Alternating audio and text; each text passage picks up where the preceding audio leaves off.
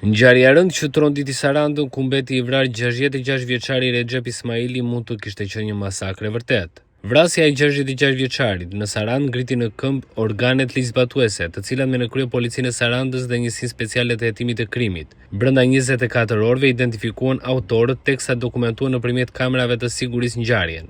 Elidon Çela, drejtuesi i policisë së qarkut të Vlorës, në një deklaratë për mediat sqaron se 6 persona mes tyre, Konstantin Vogli dhe Lulzim Tabaku, kanë shkuar në lokalin e Ismailit aty ku viktima ka qenë i ulur me Tori Ruçin dhe disa të tjerë. Pas debatit me fjalë që ka degraduar në sherr fizik, Recep Ismaili ka marrë një armë zjarri Kalashnikov dhe ka goditur drejt personave që ishin futur në pronën e tij. Në daljen nga lokali me armë zjarri pistolet është përgjigjur Lulzim Tabaku, i cili ka qelluar një herë duke kapur Ismailin në kokë dhe duke lënë të vdekur në vend. Çela sqaron se nga kjo ngjarje ka mbetur i plagosur edhe Konstantin Vogli. Ngjarja ka ndodhur në kryqëzimin e fshatit 6, në ambientet e lokalit në porosi të shtetasit RI, ku mbeti me i vrarë me armë zjarri shtetasit RI, 66 vjeç, si do plagos shtetasi KV. Si rezultat i veprimeve timore, u bë mundur identifikimi i autorit të dyshuar të vrasjes, si dhe zbardhja e dinamikës së ngjarjes. Gjithashtu, vetëm pak momente më parë, është bërë mundur shoqërimi i shtetasit plagosur KV, i cili aktualisht po merr ndihmën mjekësore dhe ndodhet jashtë rrezikut për jetën. Në vijim, ky shtetas do të nënshtrohet procedurave penale. Nga hetimet rezultoi se mbrëmjen e djeshme, shtetasit LT, IC, EM, KV, MA dhe ESH kanë shkuar në lokalin e viktimës dhe janë drejtuar te tavolina ku ndodheshin shtetasit TM, i shoqëruar nga viktima dhe persona të tjerë të pranishëm, duke filluar menjëherë konfliktin me sende të forta. Gjatë konfliktit të dulshëm, rezulton se viktima RI ka marrë një armë zjarri automatik dhe ka qelluar në drejtim të shtetasve të përfshirë në konflikt. Në vijim të ngjarjes, dyshohet se shetasi LT ka qelluar me armë zjarri pistolet në drejtim të shtetasit RI, i cili përpasoj ka humbur jetën në vendngjarje. Gjithashtu, gjatë shkëmbimit të zjarrit ka mbetur i plagosur në këmbë dhe shetasi KV. Pas ngjarjes, të gjithë shtetasit përfshirë në konflikt janë larguar nga vendi i ngjarjes. Ndërkohë, dyshohet se vllai i viktimës, shetasi HI, ka larguar nga vendngjarja dhe fshehur armën e zjarrit automatik së bashku me një krër me istë fishek, të cilët më pas u gjetën nga strukturat e policisë dhe u sekuestruan në cilësinë e provës materiale.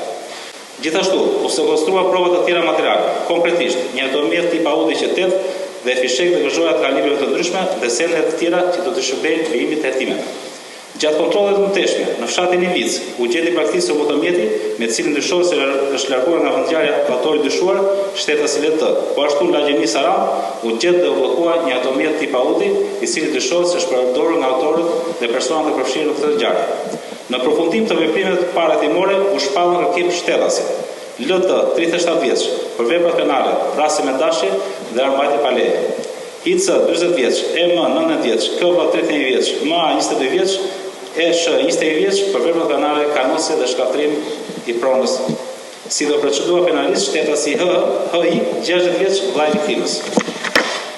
Elidon Çela, drejtuesi i policisë së qarkut Vlorë, thotë se policia po heton disa prej pistave të hetimit, ku kryesor është konflikti mes disa shtetasve. Sipas Çelës, pronari i lokalit nuk ka pasur përfshirje në konfliktin që ishte mes shtetasve Konstantin Vogli dhe Tori Ruçi. Çela thotë se nuk përjashtohet as pista e largimit të autorit jashtë vendit. Vijojnë hetimet intensive për zbardhjen e plotë të dinamikës së kësaj ngjarje, si dhe kërkimet intensive për lokalizimin dhe kapjen e personave të shpallur kërkimit. Në këtë kuadër, ftojmë qytetarët të bashkëpunojnë policinë për të çdo informacion të mundshëm që do të na çojë në kapjen e personave të shpallur kërkim, si dhe për parandalimin e çdo veprimi të palishëm. Policia e qarkut Vlorë mbetet maksimalisht e angazhuar në luftën kundër kriminalitetit dhe garantimin e rendit të sigurisë në qark për qytetarët, turistët dhe vizitorët. Motivet e ngjarjes janë duke hutuar, aktualisht dyshohet se konflikti ka qenë me shtetasin TM dhe pronari i lokalit nuk është përfshirë direkt në këtë konflikt, por më pas nga degradimi i konfliktit dhe përdorimi i armës zjarrit ka mbetur i vrarë pronari i lokalit. Gjithsesi, hetimet do përcaktojnë motivet e sakta dhe të vërteta të kësaj ngjarje. Dyshohet se autori mund të kenë kaluar kufirin?